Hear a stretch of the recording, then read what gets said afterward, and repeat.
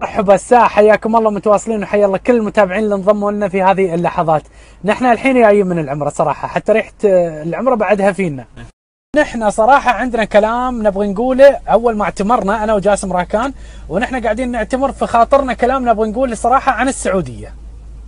السعودية المملكة، شو نقدر نقول عن المملكة أبو راكان؟ دولة عظيمة تخدم ضيوف الرحمن من الشرق والغرب، بخدمتهم لكل ضيوف الرحمن في الداخل، بنفس الوقت موجودة على خط الجبهة في الخارج تحمي الإسلام والمسلمين صراحة. ونحن قاعدين نعتمر، براكان كل شوي يقول لي منذر شوف الخدمات اللي تقدم في الحرم، مثل شو براكان؟ شو ما خلوا شيء ما سووه، كل الخدمات حق ضيوف الرحمن.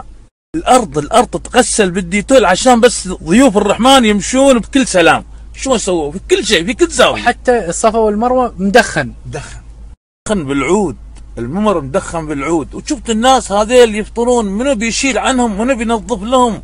صح. منو ينظف لهم لهالعالم؟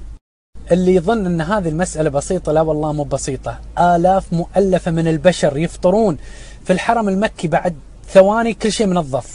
براكان شو انت ياكلون ويفرون هذيل الناس مصطفين ياكلون ويفرون، شو خمس يعني ربع ساعة وشغلك تحصل مكان نظيف يا ابو هند. على هذه بس كل السعوديين من عسكر، من كشافة، من فرق تطوعية، من عنصر نسائي، رجال، الكل كان في خدمتنا، الكل كان في خدمة ضيوف الرحمن، الكل كان في خدمة ضيوف الرحمن، حتى ما يبغون ضيوف الرحمن تتأذى من شيء. تحية حب وتقدير لكل الموجودين في المملكة العربية السعودية، ما قصروا. المملكة العربية السعودية صراحة والله ما مقصرة، كل اللي قايمين على الحرم براكان. نعم نشكرهم ونشكر جهودهم، كل الجميع اللي قايمين على الحرم ان شاء الله التوفيق يا رب. داخل وبتخدم برا في خط الجبهة الا السعودية. والله العظيم يا السعودية يا السعودية، ترى من كثر ما نحبكم حفظنا النشيد الوطني مالكم، من كثر ما نحبكم يوم نشوفكم عندنا في الامارات نحس كأننا شايفين اخواننا. معزتكم وايد كبير اخواننا السعوديين، ما مقصرين دايما، نحبهم ونحب السعودية وحفظنا نشيدهم الوطني براكان. ليش ما نحبهم؟ سارعي للمجد والعلياء، سارعي للمجد والعلياء، اجدي لخالق السماء وارفعي الخفاق أخضر، يحمل النور المسطر رددي، الله أكبر يا موطن.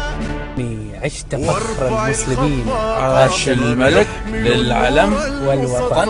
الله يا السعودية، والله نحبكم. باختصار براكان شو نقدر نقول للسعودية العزيزة؟ نقول لهم ما قصرتوا برا وداخل، وعسى الله إن شاء الله يعطي الملك الصحة والعافية. والله جازيهم.